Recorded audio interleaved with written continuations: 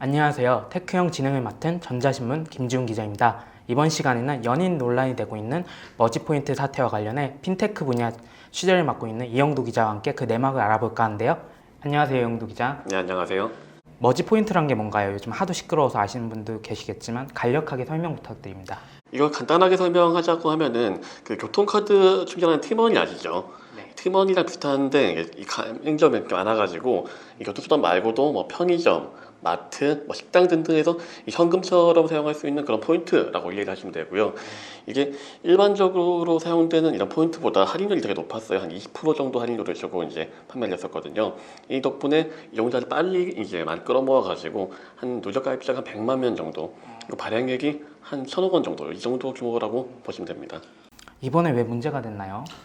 이번 8월 11일에 이제 이 머지 포인트라는 데서 갑자기 가맹점에서 이제 이용을 못하도록 제한을 걸었어요. 이게 할인받아서 쓸 수 있다고 이제 이 포인트를 많게는 몇백만 원씩 이제 두고 이제 이용자들이 많았었는데 갑자기 이거 못 쓰게 이제 막아버리는 거죠. 근데 일단 이제 버스카드 충전했는데 이게 안 찍히는 그런 상황이라고 이해하시면 되는데, 그래서 갑자기 이용자들이 난리가 난 겁니다. 이제 내가 충전한 포인트가 사용도 안 되는데 이거를 이제 환불을 받을 수 있을 만큼 회사가 돈을 갖고 있는지도 이제 불명확해져 버린 거예요.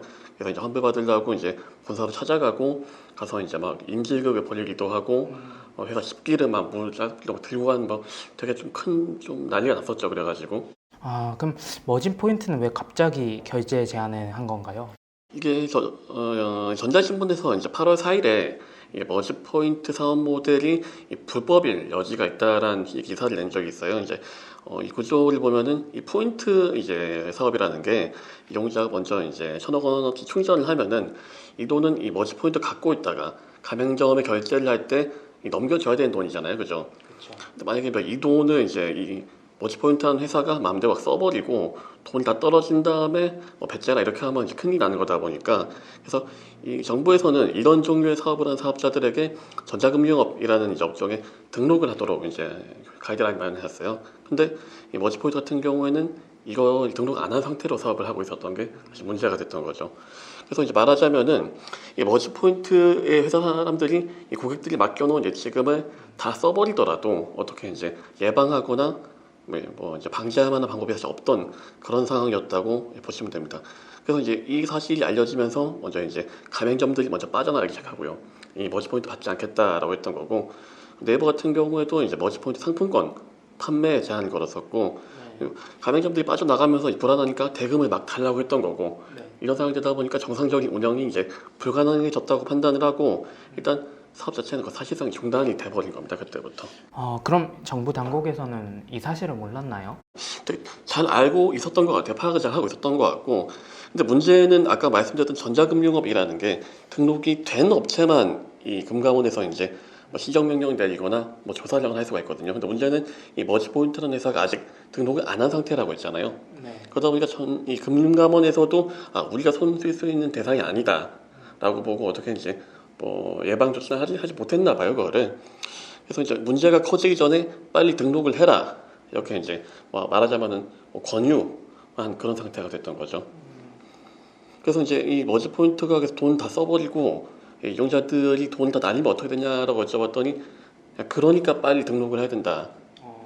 실제로는 어떻게 할 방안이 없었다라고 네. 하더라고요. 그래서 이제 그렇다고 이제 뭐 이제 고발이나 신고가 들어온 것도 아니었었고, 금감원도 피해자가 발생을 해야 본격적인 사안의 조사를 할 수가 있게 됐는데, 신고가 나오자면은 그때는 머지 포인트가 엎어져서 이용자들이 돈을 다 날린 그 다음이 되는 거죠. 실제 말하자면은 이런 IT 기술을 이용한 신종 상품권 발행업이 나오다 보니까 금융당국의 규제에 사각이 있었다, 이렇게 좀 이해하시면 됩니다. 물건을 팔았던 티몬이나 11번가, KB국민카드, 하나멤버스카드 이런 큰 기업들은 이 사실을 몰랐나요? 후에 얘기들이 들어보니까 이쪽에서도 좀 이상하다고 생각한 데 많았다라고 해요. 근데 상식적으로 생각하더라도 너무 할인율이 컸고 또 업체가 또 크게 또 알려진 회사도 아니다 보니까, 그래서 이제 근데 확인한 절차가 딱 있는 게 아니라서 머지포인트에다가 너도 괜찮은 회사니 물어봤는데 또 머지포인트는 괜찮은 회사입니다 라고 할 거잖아요. 그러니까 이 정도 과정에서 다들 이제 그쳤고, 또 다른 옆에 또 회사가 또 팔고 있다 보니까 또 적당히 괜찮겠지라고 했던 데가 되게 많았던 것 같아요. 머지포인트가 운영된 지 한 최소 2년, 4년 이상이라는데 왜 지금에야 이 문제가 불거졌죠? 이게 서비스 론칭한 초기부터 이제 의혹들은 되게 많았어요. 근데 20% 할인을 계속 해주는데 수익 모델을 아무도 좀 알 수가 없었다는 이제 문제가 있거든요. 그러니까 특히 핀테크 업계에서는 이게 좀 언제 터질지 알 수가 없는 좀 시한폭탄이다. 이렇게 전문가들이 보기에는 너무 말이 안 되는 사업이다. 말도 많았었고, 그리고 이들만 뿐만 아니라 소비자들 같은 경우에도 쓰면서 되게 불안불안하잖아요, 그죠? 그렇죠. 이게 이제 내가 맡긴 돈을 언제 이제 내가 진짜 쓸 수 있는지 이제 확신이 있어야 되는데, 보기에도 이게 좀 내 돈이 좀 안전하지가 않다. 그러니까 이런 인식을 하면서도 이제 망한다 했던 게 이제 한 4년 동안 운영이 되다 보니까 어련히 괜찮은가 보다. 라고 하면서 그래서 이제 좀 조심스러운 분들 같은 경우에는 한 10만 원, 20만 원 이제 소액 결제를 하면서 소액만 이제 혜택을 계속 이제 뺏으는 선택을 했었고 또 이제 좀 많은 혜택을 보고 싶었던 분들은 이제 몇백만 원, 몇천만 원 이제 크게 좀 혜택을 보시려고 하면서 이번에 좀 피해를 본 그런 상황이 된 거죠. 그럼 그렇게 불안불안하게 운영되던 게 이번에 터진 이유가 뭘까요? 이게 사실 언제 터져도 이상하지 않긴 했었는데 일반적인 폰지 사기라는 것도 사실 신규 가입자만 무한하게 계속 들어오면은 계속 유지가 될 수 있는 모델이거든요. 문제는 이게 불가능하기 때문에 이제 언젠가 터지는 폰지 사기가 되는 건데 그러니까 폭탄받은 사람이 계속 뒤로 옮겨지는 그런 형태니까요. 근데 이게 머지 포인트에 대해 가지고 이제 좀 확인된 내용은 아니고 이게 업계 관계자들이 좀 추정한 내용들인데 만약에 할인율이 20%가 아니고 한 10% 정도로 낮춘 상태에서 이제 수익 모델을 새로 발굴을 하고 또 이제 새로 대규모 투자까지 유치했다라고 하면 어쩌면은 좀 변속이 될 수도 있었을지도 모른다. 뭐 이런 의견들도 사실 있기는 하거든요. 그래서 뭐 어떻게 보면 버틸 수 있는 가능성도 있었다. 이런 사실 의견도 있기도 하고요. 그리고 실제로 대형 금융사랑 투자 논의를 했던 것도 사실이기는 해요. 이제 그게 뭐 투자 의향서라 그래가지고 이제 투자 의견을 전달하는 거지 도장을 찍은 건 아니기 때문에 실제로 투자로 이어졌을 가능성은 좀 이제 크지 않다고 보긴 합니다만은 하여튼 그런 상황이었습니다. 그럼 이 모델이 끝까지 버티면 성공할 가능성도 있었을까요?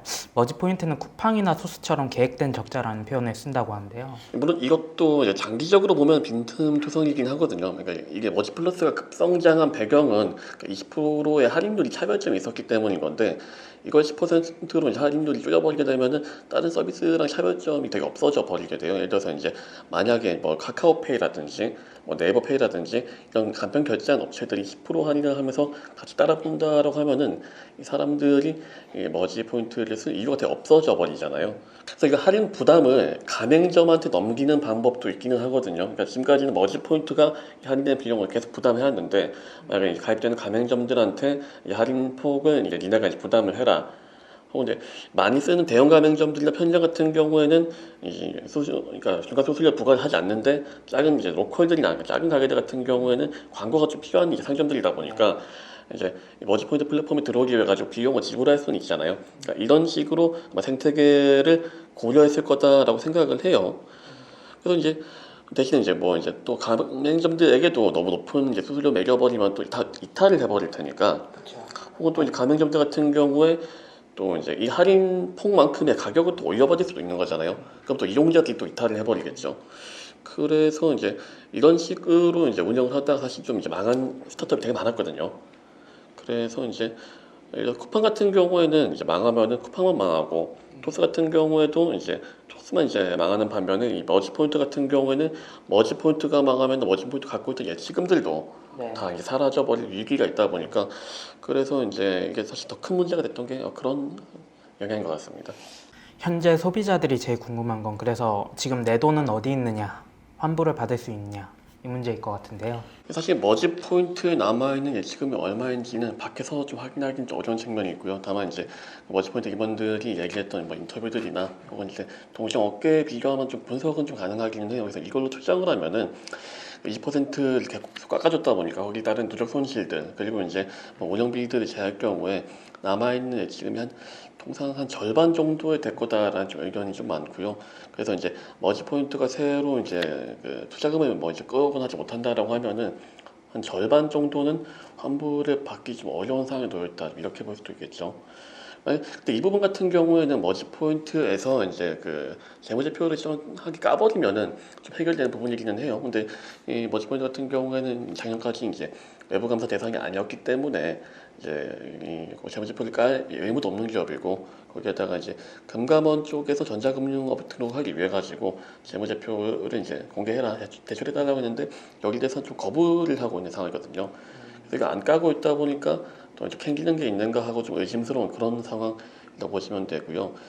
그러니까 이거를 이렇게 상식적으로 생각을 해보면은 이게 1,000억 원에 발행했다고 가정했을 때 할인율이 20%니까 이제 한 200억 원을 까먹고 시작을 하는 거거든요. 근데 그 회사 내에 이제 800억 원이 남아있다라고 할 수 있는데 사람들이 이제 1,000억 원치 만약 결제를 다 한다 그러면은 회사 내에는 이 1,000억 원이 다 줄 돈이 없잖아요, 그죠? 그러니까 200억 원이 비게 되는 건데, 그러니까 여기에다가 이제 회사 건물에 막 임대료도 내야 되지, 또 회사도 인건비도 줘야 되지 이렇게 계산해 보니까 머지 포인트의 올해 예상할 수 있는 손실액이 한 600억 원 정도로 이제 예상이 돼요. 그러니까 수년 동안 누적한 편이 아니고 올해만 봤을 때. 아, 올해만요. 네.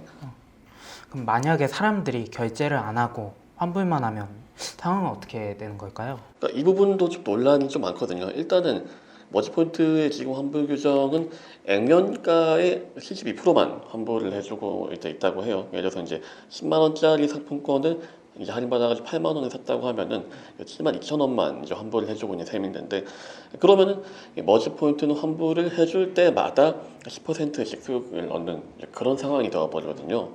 보면 이제 이 90% 환불 기준이 굉장히 머지 포인트하게 좀 유리하게 좀 짜여져 있는 환불 규정인데 이게 상품권 같은 경우 통상 이제 환불을 할 때 90% 정도 환불해 주는 건 맞아요. 근데 맞는데 이건 아주 정상적인 상황에서 예를 들어서 이제 유효 기간이 이제 끝났다라든지 혹은 뭐 단순 변심이라든지 이런 경우에는 90% 기준 정도 맞는데 근데 일단 가맹점을 다 내려놓고 막아놓은 거는 머지 포인트잖아요, 그죠? 그러니까 머지 포인트 쪽에서 문제가 있어가지고 결제가 안 되어서 환불을 하겠다고 하는 상황인 건데 그러니까 이 경우에도 정상적인 환불하고 똑같은 기준을 세워가지고 환불하는 거는 좀 도의적으로도 옳지 않다.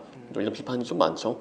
총 발행액이 뭐 2천억 원이라고 이제 가정할 경우에 그러니까 200억 원의 수익을 그냥 이렇게 환불을 해주는 것만으로도 챙길 수 있는 이런 상황이라고 보시면 될 거고 오프라인으로 방문을 했던 이제 환불자들 같은 경우에는 그러니까 각서를 받는데요. 그러니까 문제를 삼지 않겠다라고 각서를 받은 다음에 이제 원래 받아야 될 금액을 다 주지 않고 뭐 60%만 준다, 뭐 50%만 준다.